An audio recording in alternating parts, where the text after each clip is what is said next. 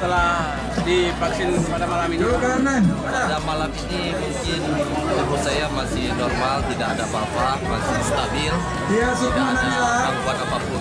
Untuk sementara ini. Setelah divaksin nggak ada rasa apa-apa ya? Jadi harapan Bapak untuk masalah vaksin ini bagaimana Pak? Harapan saya ke depan supaya COVID ini semua warga yang ada di Kota Banda Aceh, khususnya apa laki-laki perempuan, untuk divaksin semuanya. Untuk ibu-ibu atau bapak-bapak. Terima kasih banyak Pak. Bagaimana tanggapan adik tentang vaksinasi malam ini? Rasa takut.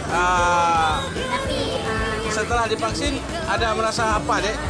Nggak ada merasa apa-apa? Aman ya?